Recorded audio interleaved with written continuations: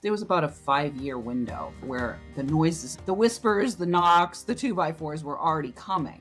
And when you're in that kind of chaotic phase where it just keeps coming and coming and coming, you ultimately end up either having to surrender completely, or you end up having some kind of an awakening like I did.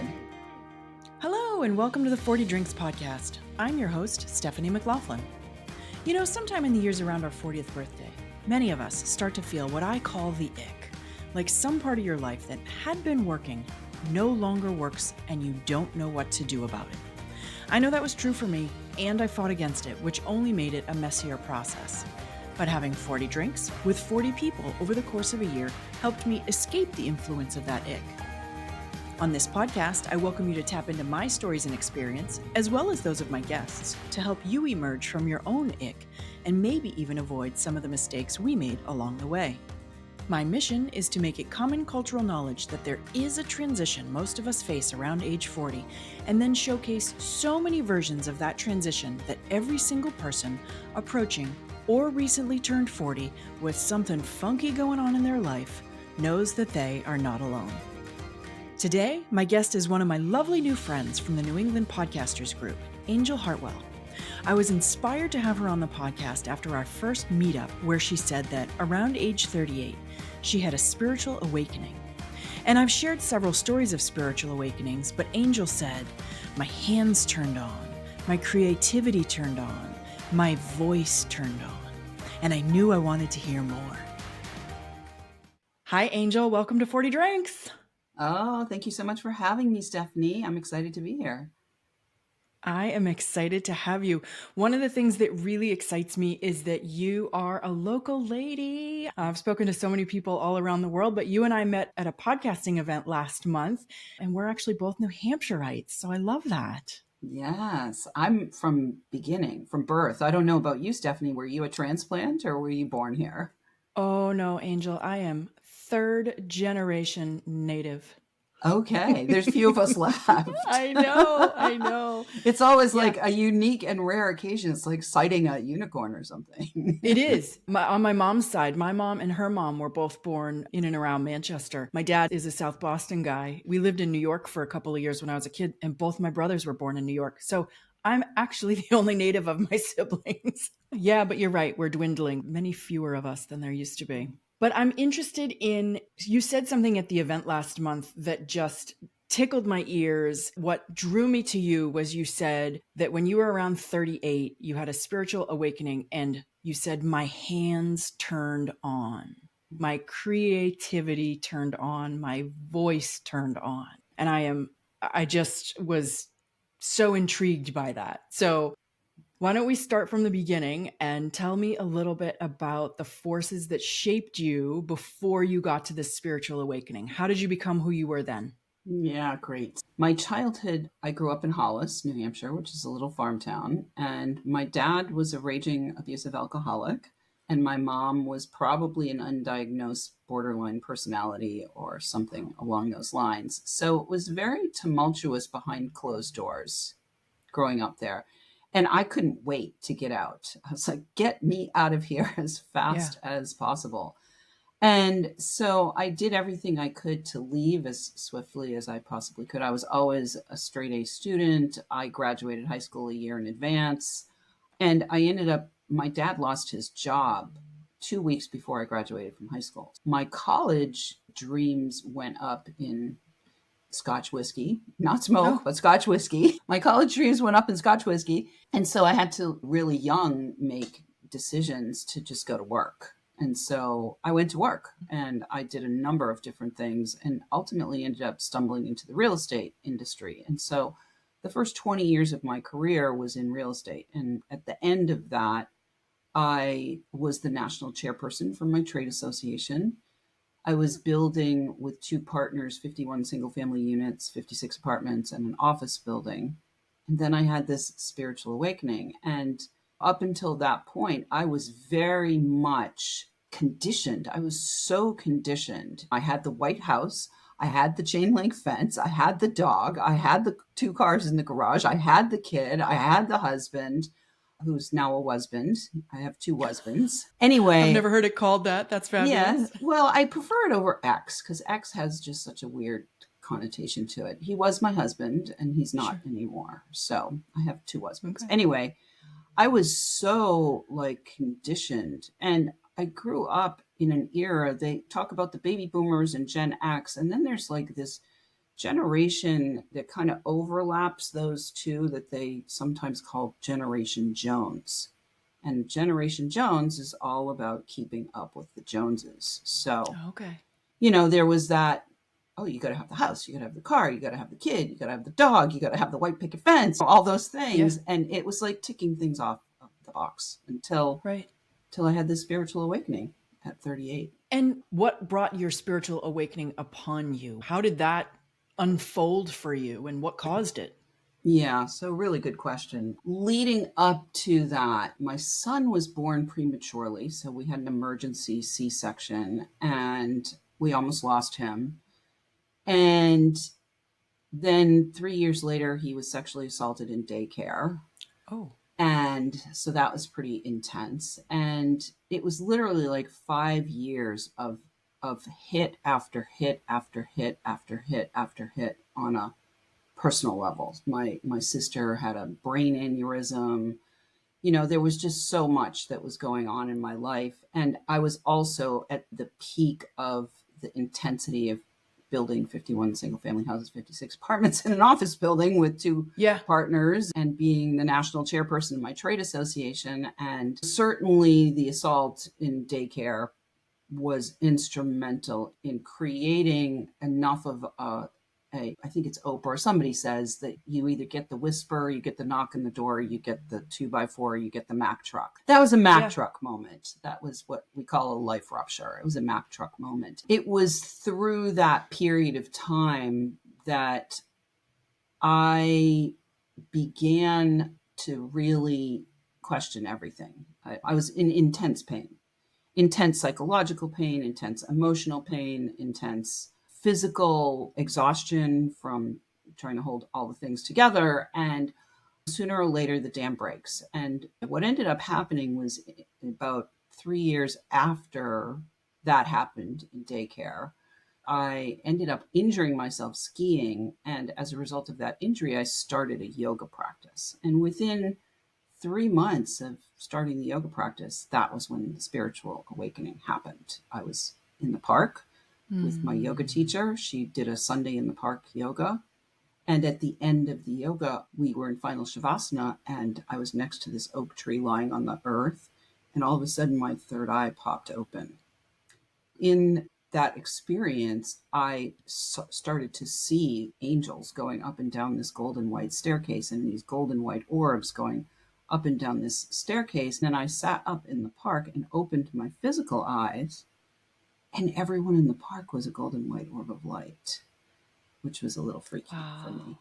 It was a little bit freaky for me. And I think if I had not had the yoga community at that time, if I had not already put some spiritual support structures in place, I might have taken myself off to the psychiatrist and gotten medicated. Right. Because I was very much a left-brained, put the numbers in the spreadsheets. Yeah. It was just so far out of the realm of my reality. And thankfully, I was able to allow myself to be in wonder. I was able to allow myself to be curious about what was happening. And I was able to put things in place to affirm myself, not the least of which was journaling. I started journaling right around that same time. And because of the journaling, I was able to look back at these spiritual and supernatural experiences that I was having and affirm myself. So, as you mentioned, my hands turned on. I could heal with my hands. My creativity turned on. My artist came out. My healer came out. My performer came out. I went through this period of allowing all of what had been dormant for my whole life to suddenly germinate. And I didn't suppress it. Instead, I welcomed it, and it caused, I left the real estate career behind. I left the husband behind. And I just kept saying yes to these supernatural experiences that I was having. And the more I said yes, the more they happened. And the more I said yes, the more I began to become more confident in myself and in my gifts that had been hidden. And I also began to find others. I wasn't all by myself, although I was pretty isolated here in New Hampshire. I did question if I was crazy a lot. The journal really helped because here in New Hampshire, to have those kinds of experiences back then was at the very least unusual. Yeah. I'm so curious about how I'm trying to put myself in your shoes, and I would think two things as these elements are opening up for you. One, completely freaked out. And then two, I don't want to say imposter necessarily, but something in that direction. How am I all of a sudden a healer? How am I all of a sudden a creative? How am I all of a sudden a performer? How did you work through some of that? Yeah. Well, I definitely questioned whether I was crazy a lot. I definitely did that. And I also got a lot of pushback. There was a lot of pushback. There was pushback from the husband. There was pushback from my family, especially when I left behind the real estate career at the end of the divorce. The divorce was final in October of 2002. And I went in December of 2002 and told my business partner I was done. I got a lot of pushback. However, one of the things that happened for me, Stephanie, was at a deep core level, I felt better the more I said yes. So if I would look at my life back before the spiritual awakening, I was under so much stress. I had so much anxiety. I would spend 28 out of 30 days like just spun right up, and maybe have 2 days a month that I felt somewhat capable of relaxing. I also started seeing other people who were healers as well. I invested incredible amounts of money, time, and energy to feel better, to stop feeling stressed and distraught. Yeah. And so, yes, here's the thing about the kind of imposter syndrome question. Like, I was so in wonder and curiosity as all of these things started to emerge.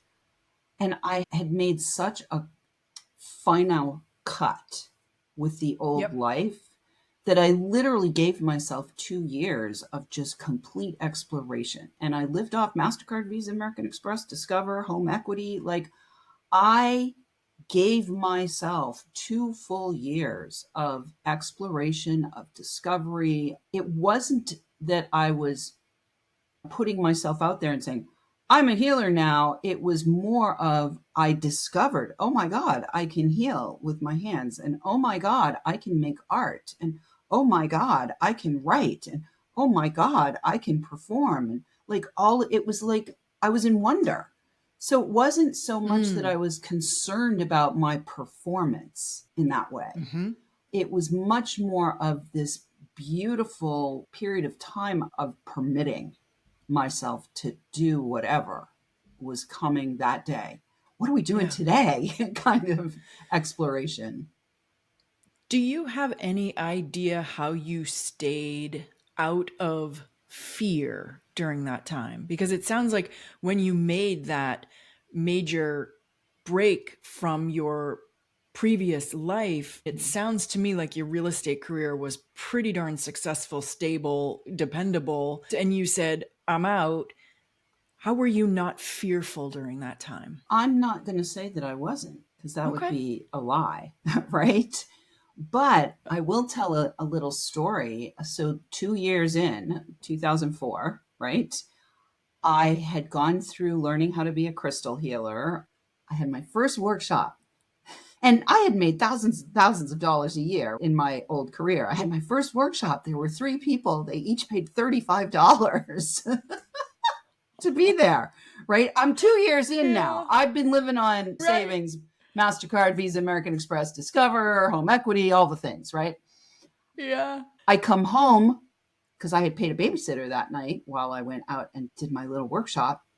I came home and the babysitter had, and before this, I was starting to worry. I was starting to get a little fearful. I was like, I don't know how long this can go on, because this was like 2 years in. I really don't know how long I can keep floating like this and being, spiritually guided to do this or try that. So I was beginning to worry about the money for sure. The fear was more about the money than anything. And also about being able to tend to my son, who was a little guy and had some pretty serious issues as a result of the premature birth, the sexual assault in daycare, the divorce of his parents. I definitely was fearful at that time. So here I am.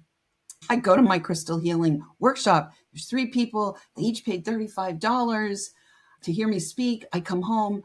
I had paid the babysitter probably, I don't know, $30 for the night, right? She had put the popcorn into my microwave upside down and burnt a hole right through the top of my microwave. The next day, I get a call on the voicemail. It said, you need 4 new tires for the car.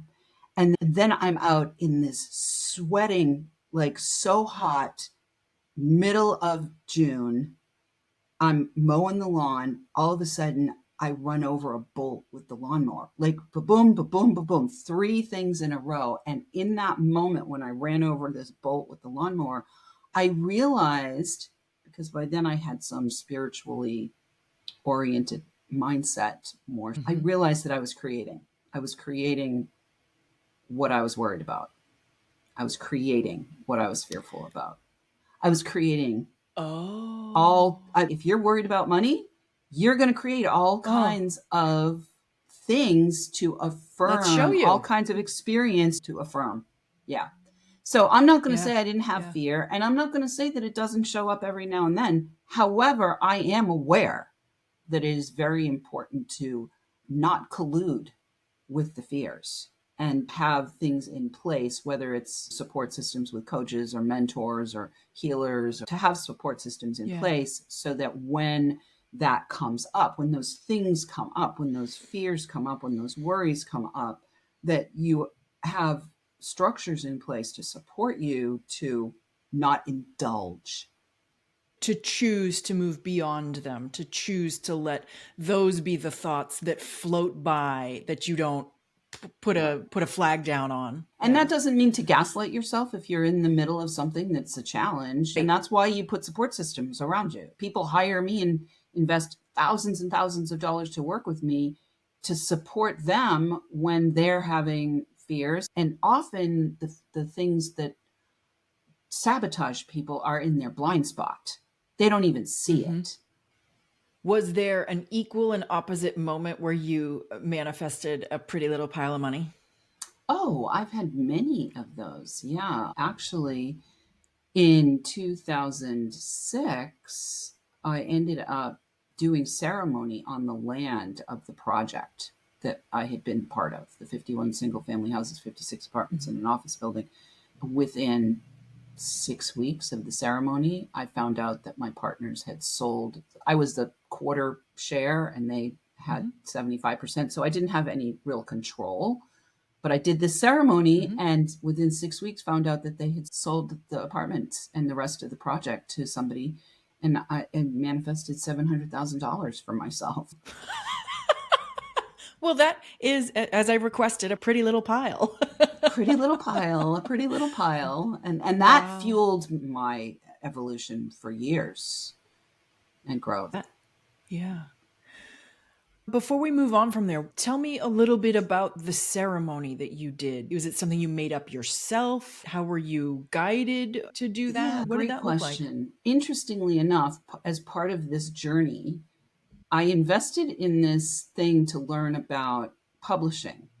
And this woman said to me, you need to have a platform. And I didn't understand what she was talking about. I had no idea what she was talking about. So I ended up building an art gallery and healing art center in the city of Nashua. I was like, oh, here's my platform. Because I had a little guy and I knew I wasn't going anywhere at that point. And as part of building that art gallery and healing art center, I went to the bank and the banker helping me with my card processing thing. And I told him what I was doing, and was making jewelry that was energetically charged at that time. And I was making this art gallery and healing art center and all the things. And so the banker got really curious, and he was like, "Oh, I'm very curious." And he said, "I've just met this medicine man."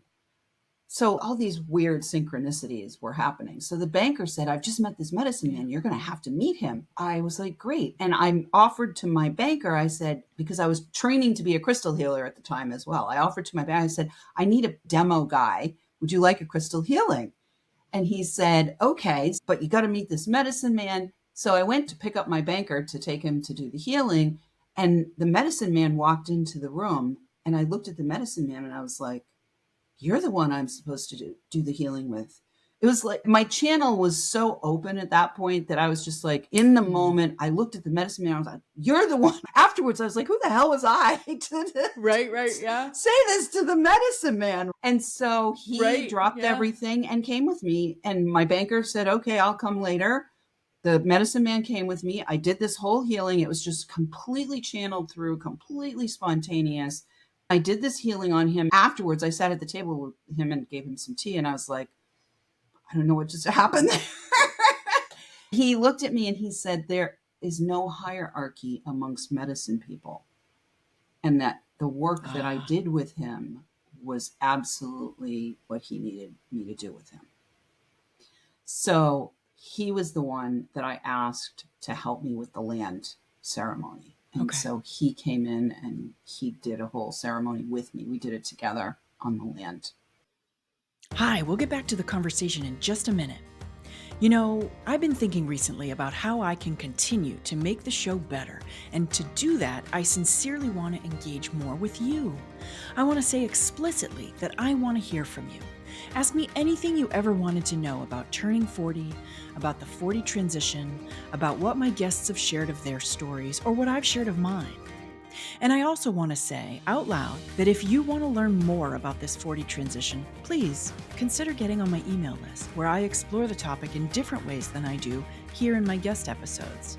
You can do both of those things on my website, 40drinks.com, and don't forget to spell a word 40.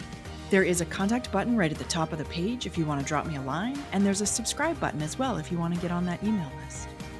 And finally, if you're enjoying today's conversation, hit subscribe, leave a review, or share this episode with someone who you think might appreciate this exploration of midlife's twists and turns.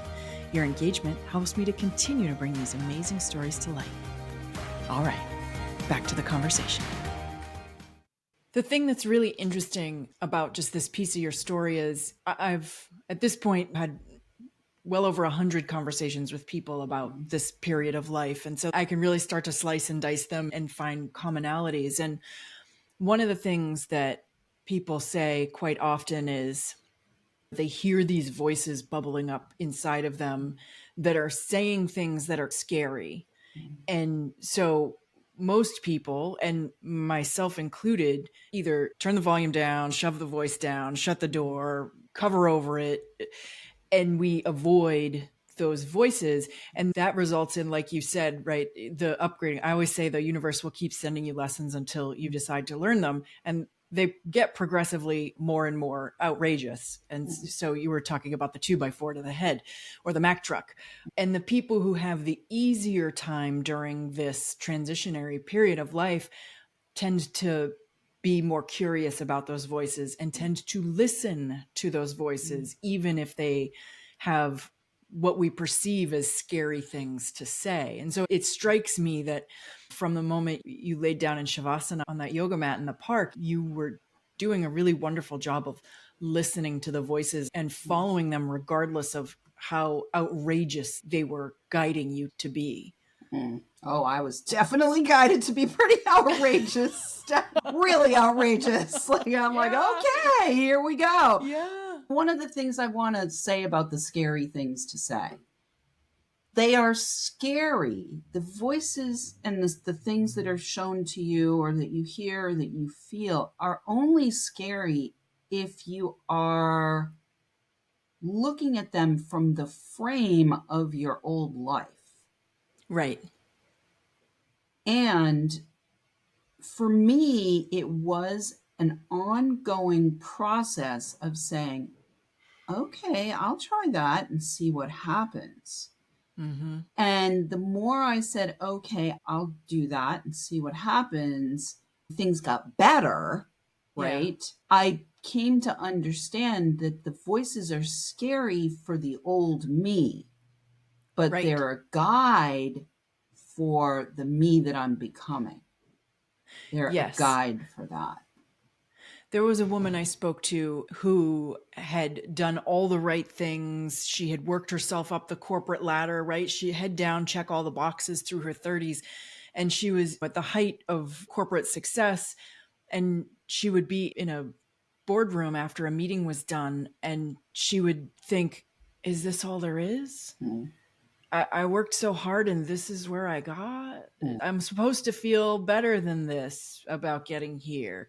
And so the reason that we think these voices are scary is because for some people, it does require the dismantling of the life you've built, whether mm. it's pieces of it, parts of it, or the whole. I love the way you're saying the voices are scary to the old you, but you did dismantle an entire life in More than order once. to become. Right, right. We're just talking about this particular transition, right? So it can be scary because you do have to let go of the things that you built that you thought you were supposed to build in order Right. to be Well, and safe it's and happy. conditioning, the societal Yes. conditioning, familial conditioning, religious conditioning, ancestral Yep. conditioning, Yep. Madison Avenue conditioning, Hollywood Mm-hmm. conditioning, fairy tale conditioning. It's all conditioning. And that question, is this all there is, was certainly in my mind, absolutely in my mind at the time. During that, there was about a 5 year window. So the five Mm-hmm. year window ran from probably 38. Yeah, 38 Mm-hmm. ish. But maybe even before that.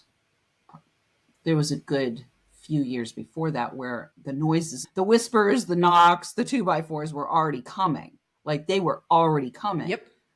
And when you're in that kind of chaotic phase where it just keeps coming and coming and coming and coming and coming, you ultimately end up, you either surrender and give up, or you end up having some kind of an awakening like I did. When you're in the chaos, it can be really hard to hear anything.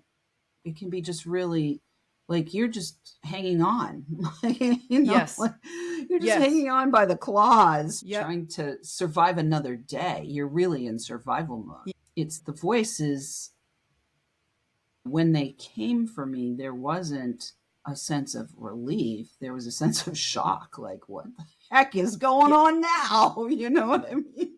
Yeah, because to that point, you were, it sounds like, a pretty normal middle class kind of person. So Totally. now to be seeing orbs in the park and angels and hearing voices and being called to things, that's some weird shit. To the old me.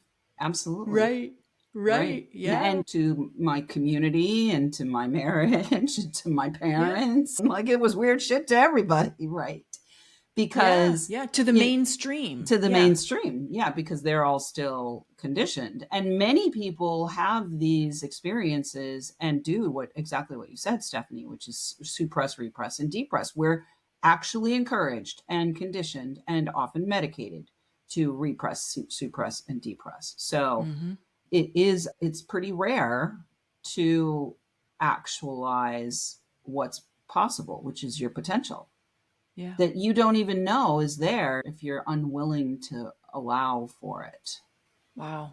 So, this next phase of your life was about an art gallery and a healing center. What were those years like?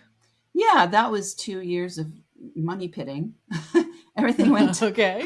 but I had that big $700,000 came in and it went back out pretty quickly. Unfortunately, I ended up hosting a lot of people in my art gallery. It was like a beacon space in the city. And I ended up, at the end of that, I ran a street festival. I started Art Walk Nashua that went on for 18 years. They just ended that last year. 18 or 19 years. I was instrumental in starting City Arts Nashua. So there was a lot of positive things that came out from that. I had a street festival at the end. And I had built the Art Gallery and Healing Arts Center thinking, oh, like my kiddo was like 8 when I started that. I was like, oh, I got 10 years here. No. Within 2 years, it was really clear that was a no. And I was so pissed at my upstairs team. I call my guide team my upstairs team. I was so pissed. I was like going down the stairs collecting art from the artists who were displaying in my store. And I was like, why did I go through all this? Why did I build this thing? I was mad. And they flashed a vision into my third eye of the place burning down. And I was like, oh no, I'll go the easy way. If I'm going, I'll go the easy way. I don't need the place to burn down. Right. Thank you very much. So sometimes I get like really feisty. Yeah. And I was like, back that Mack truck up. I see what you're showing me here. Yeah. I'm good. I'm out. I'll go. Sometimes you have to push back on the upstairs team, though. So I learned in that moment, oh, okay, the choices are you go the easy way or you go the hard way, but you're going either way. So that was what launched me into the online space. And I started in 2008 and I started to speak and share my message, which was a lot of what you and I are talking about right now. I began to go out and share my message with people that you can have this life transformation, that you do probably have latent gifts that are untapped, that can be germinated, that anything is possible, that you don't have to stay in misery for the rest of your life. And so that started my online career. And I've been speaking and been heard by millions of people around the world since 2008. I was virtual speaking long before virtual speaking was cool because I got called to be a messenger and I was like, okay, how am I going to do this? I invested, I spent $5,000 to go to California to learn about the speaking business and discovered that the people that I invested with, they were on the college speaking circuit. And it was like 263 out of 365 days a year on the road. And I brought home my big 3-ring binder and threw it right in the trash because I was like, I can't do this. I'm a mom. So that's when I discovered virtual speaking. And I've been pretty much virtual speaking ever since, like I'm doing right now. How'd you get into podcasting? For 10 years, I was virtual speaking. And I had clients from all over the world, made multiple millions of dollars from home in my pajamas. I was the mom that baked brownies for every football game. So there was this part of me that was still wanting to be the suburban mom housewife. You know what I mean?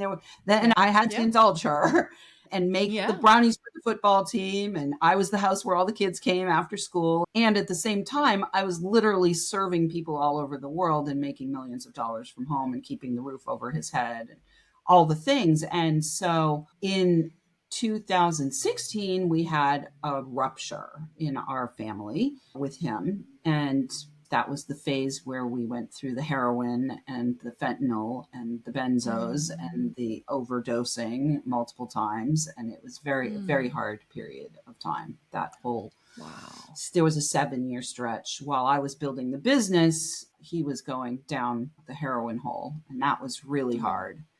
And so we ended up having a life rupture in 2016. And that was very scary. And it was a very scary, dangerous life rupture that ended up severing our relationship for a while because I had a near-death experience. With that, I ended up going through another like spiritual awakening and another rite of passage that disintegrated my business as well. So by 2017, in February of 2017, I made like $7 in my business that month. I was like, damn, I am not doing well. So I had a big fire ceremony. I burned out everything from my business. I went back out into the world and started doing sales for other coaches and mentors and did that for a little while and then got bitten by the podcast bug and started my first podcast in 2018. Before that, I had been helping women to feel great speaking and powerful asking for money. And so through that transit, I rebranded and it was all about men. My first podcast was called Men on Purpose because I realized that the executive men that I was interested in serving and working with as a consultant were listeners. And so I started my first podcast, Men on Purpose, and I ran that podcast for almost a year before I started the second one, which is Wickedly Smart Women that you see over my shoulder here.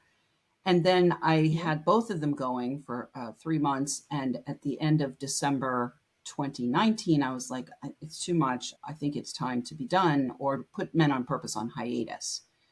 And so I made that decision. And then in March of 2020, right as Corona was happening, I was at an event and this guy was there and he was talking about wanting to have his own show and wanting to help men and wanting to help them be on purpose. And the idea popped in. So now I'm used to getting those ideas popping in and saying, ooh, that's a good idea. I'm going to do that. The upstairs team said, maybe he'd like to buy this show. So I was the first independent podcaster to ever sell a show. And so I sold that show to him. It's not called that anymore. He's done other things with it. But yeah, so that's how I got into podcasting. But the thing about podcasting for me was my podcasts have always served my business. It's not been for me like an artistic thing or a hobby thing. It's always been my podcast serves my business serves my life serves my purpose. So yeah, that's how I got into podcasting. And I already had 10 years of experience speaking virtually and serving people all over the world. Right. So when it came time to be behind the mic, that was the next step. Natural. So, yeah. Wow.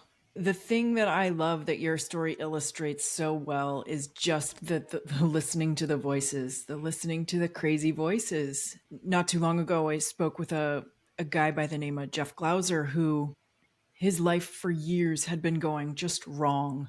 Even though he was working hard, he was doing the responsible thing, he was making the responsible choices, but it was just hard. And he had to make a change. His life did break down around him and he had to make conscious change and then follow a different path. And you did very much the same thing.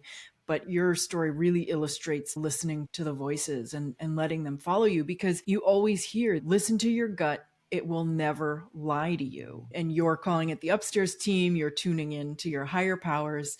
But there's that same kind of thing there. They will never lead you astray. That is correct. It might seem completely illogical. A lot of people use the word counterintuitive, and counterintuitive is actually not the correct word. It's actually counterlogical. Things may seem counterlogical, right? Yes. When you're following your intuitive knowing, they may seem counterlogical. My mother was freaked out when I left behind the real estate career. She was like, what are you doing? But she didn't know some of the things that were going on behind the scenes there either. And nobody really knows what's happening in your life but you. And sometimes you don't have, a lot of times you don't have a full picture of what's going on in your life. And so for me, the practice has been, like, I have a few prayers. One prayer is, let me be a pure, clear channel. And so that means that my job is just to keep my channel clear. Because if I keep my channel clear, then I can be a clear receiver for that information. Another one of my favorite prayers is, help, send help. Yeah. I need some help here. You know, I think a lot of us are also conditioned to resist asking for help. Right. There's even of our own much selves. Resistance. So much resistance. And then my third prayer is, never let me lose my sense of awe and wonder. What has turned on that sense of awe and wonder most recently? What has left you awestruck or in wonder most recently? Oh, I love that question. Well, I just love synchronicity. I love synchronicity because it's such a rush when synchronicity happens. So yesterday, I was like, I had my day kind of open and I said, I think I'm going to go to the beach today. And I get a text in the morning from this woman who I've known for years, who lives over in Ireland. And she's like, hey, I'm here. I'm with my cousins. We're driving through from Maine and I'd love to see you. And I was like, oh my God, I already had plans to go to the beach today. You know, if you're coming down from Maine, we can meet at the beach. So we met at the beach. At 4:00, I had a 5:00 appointment. We met at the beach at 4:00. I sat down with her and her cousins and get a beep from my appointment that says, hey, can we make it a little bit later? I'm like, yeah, that would be great. Let's make it a little bit later. So now instead of being squished, because one of my practices right now is I'm practicing not squishing. So we had tried to squish this into an hour. And the spirit was like, no, the angels of my calendar were like, no, we're not going to squish. So we ended up having almost 2 hours that we could spend with each other. So then we're leaving. They go to the restroom at the restaurant. I leave. I get partway down the street and turn around and say, oh no, I got to go to the restroom myself. So I use the main, like the beach restroom. Come out of the beach restroom and there they are again. So we got to hug again. It's like, yes, this is the way I want to live my life. Like, that's the game. Synchronicity. So, funny thing, if we're going to add to the synchronicity, I leave for Ireland on Tuesday. Of course you do. Of course it was a friend from Ireland. Of Isn't course that it was. a riot? Of course it was. Yes. Oh my goodness. Yeah. So what are you doing these days, Angel? So these days I am doing Wickedly Smart Women podcast. Mm-hmm. I have a book series that we've started with Wickedly Smart Women podcast that's called Trusting Intuition. It's Wickedly Smart Women, Trusting Intuition, Taking Action, Transforming Worlds. That's right there. That's book 1, but we're going to do book 2, book 3, book 4, book 5. I have another podcast that I started last June. We just won our first award for. It's called Leading Visionaries. And that's non-gender specific. It's my first non-gender specific podcast. So I'm having some fun with that. And I'm preparing for a hiatus for the summer because I like to take the summer off from podcast recording. I still serve my clients, but I do like to take the summer off from podcast recording. So I am going to have a hiatus and have a nice little vacation. I rented a lake house in Ware, New Hampshire. So I have a little vacation planned and going to see you tomorrow at the New England Podcasters meeting. Right. Yeah. What's going on with me right now is I'm open. I'm open to see, because all those things could just get thrown out the window and there could be something else that shows up that is for my higher good. So I will also be making ceremony on the solstice to just reset my connections with the land and with my source and open the awe and wonder. Thank you so much for joining me today, for being so generous with your story. I've really enjoyed my time with you. Oh, it was my pleasure. I do have something for your listeners if they're interested, where I do talk a little bit about the story of getting into the virtual speaking business. It's my book called Be Heard by Millions and Live Your Destiny. Let's see if I have a copy right here. Be Heard by Millions and Live Your Destiny. Nice. It's a creative age leader's guide to speak, sell, serve, and succeed.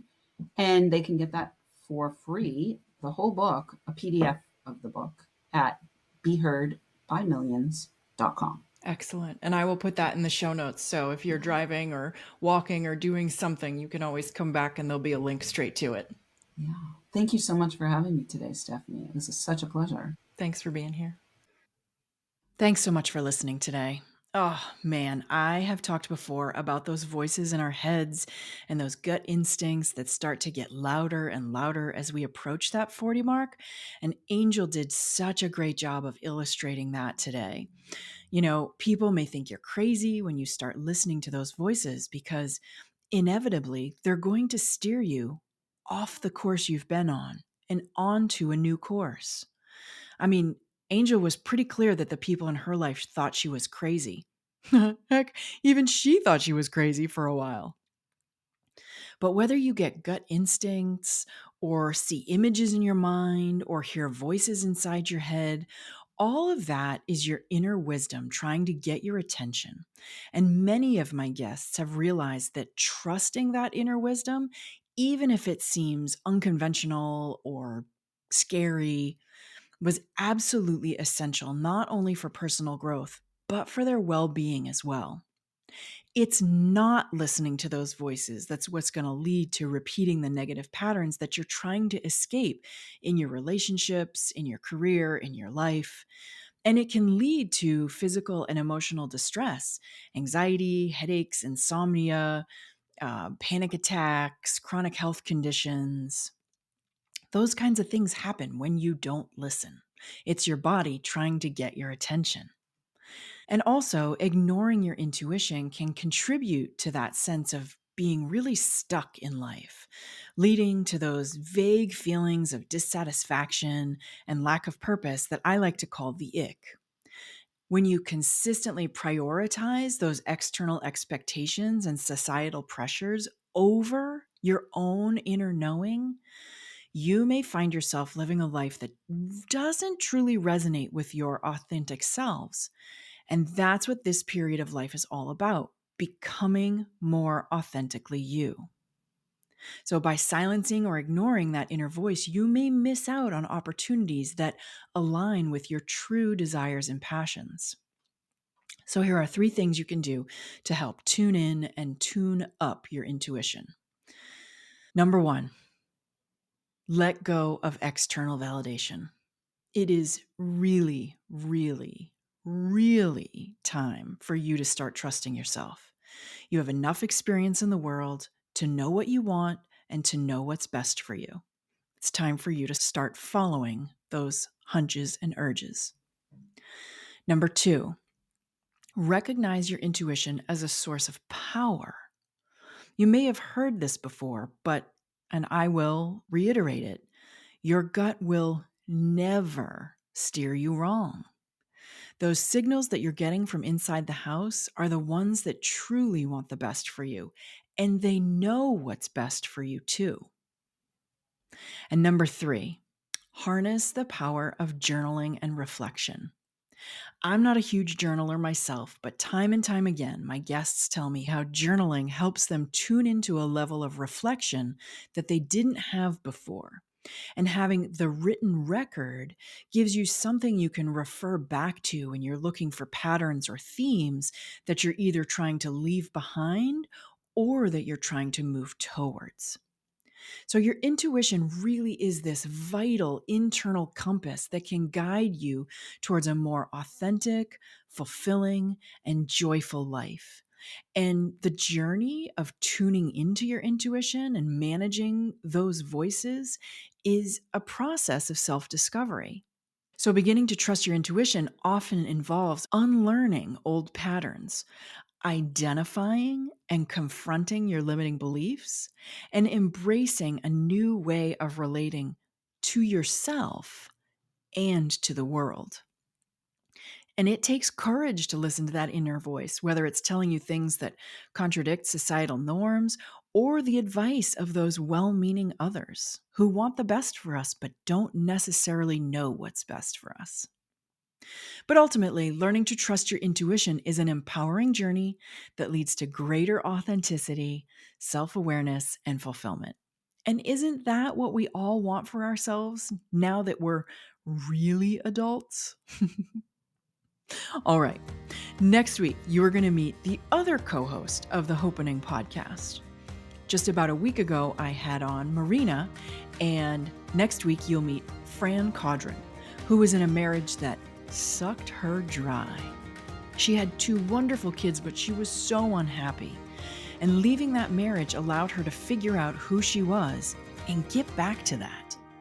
I'm looking forward to sharing with you how she made her way through that difficult phase. I'll see you next week. The 40 Drinks podcast is produced and presented by Savoir Faire Marketing Communications.